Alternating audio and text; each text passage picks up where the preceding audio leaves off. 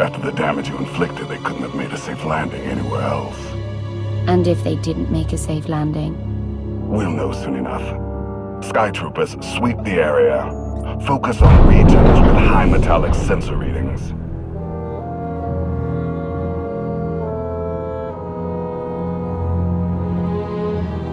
I oversaw security in the carbonite prison. I humbly submit myself to answer for this failure.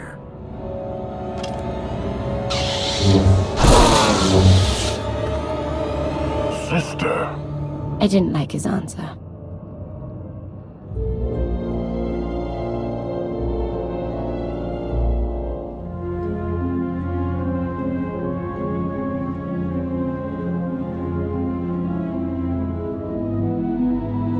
So this ship has been here for 1,000 years? More?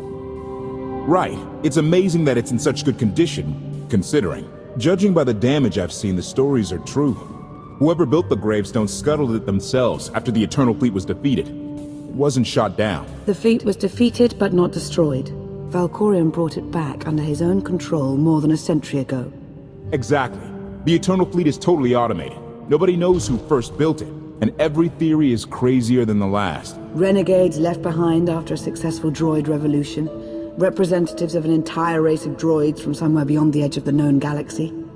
Like I said, crazy stuff. But no matter where it came from, the Eternal Fleet is practically unstoppable. And Arkan controls every single ship from the throne. So if we defeat Arkan, the Eternal Fleet isn't a problem anymore. So long as the throne goes to someone other than his sister, yes. Regardless, we have many other things to discuss. I owe you 5 years' worth of explanations. And I'm gonna need some parts to get this thing moving again. Locating supplies and fresh water would also be wise.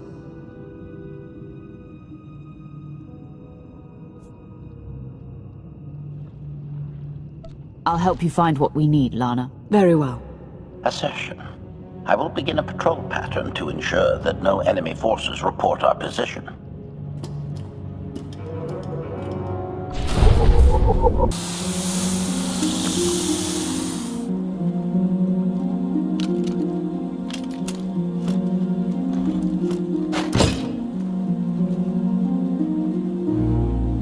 When Darth Mar and I faced Valkorion, we knew right away.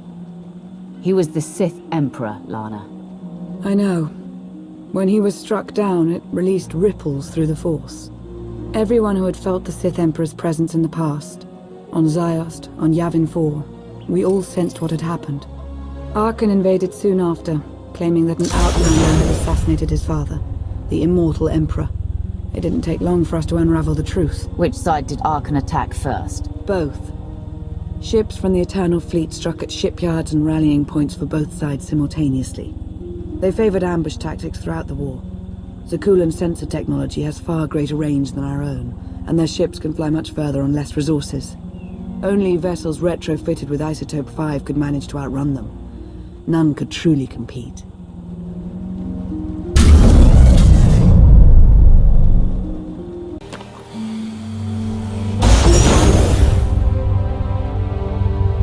How long did the Republic and the Empire manage to hold out?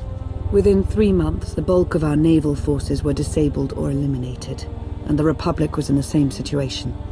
With naval superiority, Arkan's forces could begin choking off supply lines, trade, any ship travel at all. The Eternal Fleet seemed to be everywhere at once.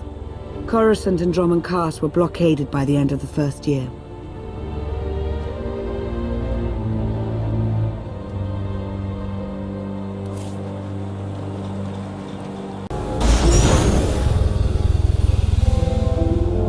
How did it end? The members of the Dark Council fought Arkan's invasion ruthlessly and lost. The Empire's treaty was ultimately negotiated by the Minister of Logistics. Chancellor Suresh also refused to discuss surrender, but the Republic Senate managed to overrule her. A cadre of senators negotiated their own ceasefire terms. All of those senators have since been disgraced or dismissed. I'm sure you can imagine the likely culprit. So far, the treaties with Zakul have held. But that will not last forever.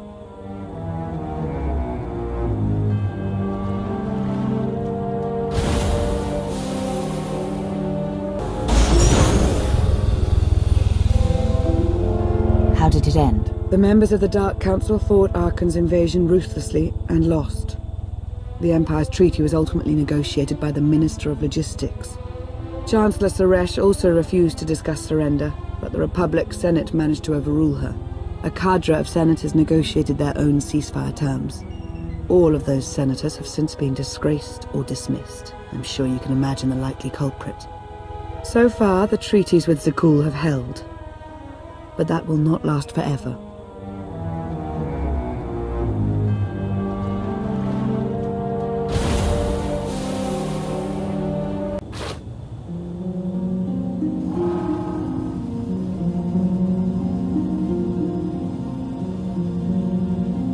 A freshwater spring. It should be safe for drinking.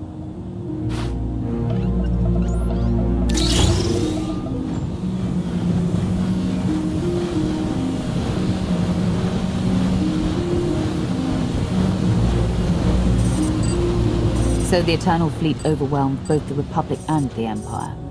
What was the result? Both sides are forced to pay a heavy tribute to Zakul, mainly raw materials and resources. They're also held under an arms limitation statute. The Empire and the Republic are both breaking it, of course, but they're still incapable of challenging the throne directly. Who rules the Empire now? Darth Asina was the only Dark Council member left standing. All others died or disappeared in the chaos. Without opposition, she declared herself Empress of the Sith. And the Republic? Suresh remains in power, though she no longer holds the title of Chancellor. The Republic has limits to their ruler's terms, but her replacement is a mere puppet. Both sides see this only as an opportunity to eliminate one another at a time of weakness, instead of combining what strength they have.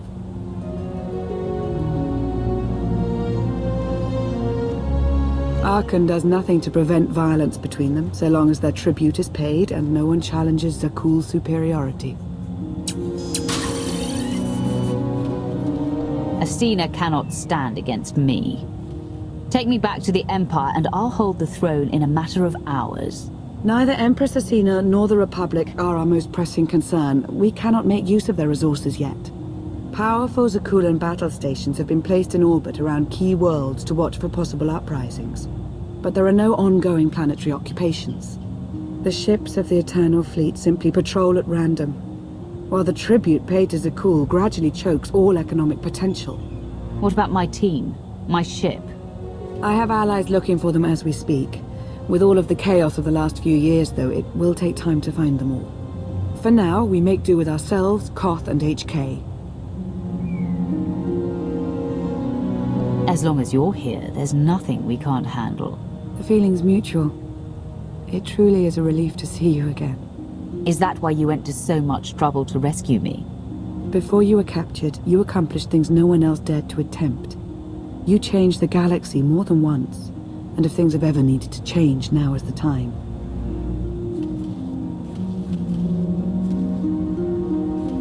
But there is something else. I've felt it since the moment I found you in Carbonite. There's a power in you, something new. It's elusive, but I know it's there. I think you're right, Lana. I think the Emperor, Valkorion, is in my mind. What? After he died, there was a storm of energy. I barely even remember being thrown into the carbon freezing chamber. And then, while I was frozen, I saw things. Dreamed about him, about everything that happened while I was gone. It can't be. If he were controlling you, I'd know it. I certainly saw enough of it on Ziost.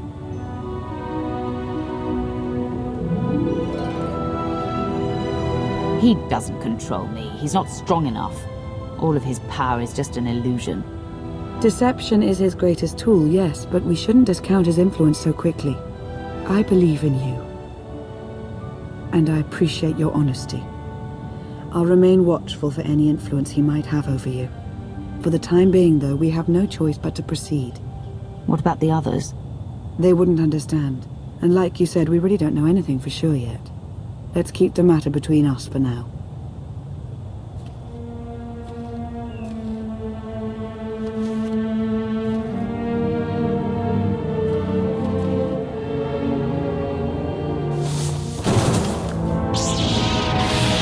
Salutation. It is a pleasure to see you again so soon, Masters. I have encountered minimal resistance in my patrol. How minimal? Reassurance. Only one Sky Trooper and 3 local predators with poor survival instincts. Our position appears to be secure at this time, but I would still advise caution on your return trip, Masters. Keep up the good work, HK. Appreciation. It will be my pleasure to do so, Master.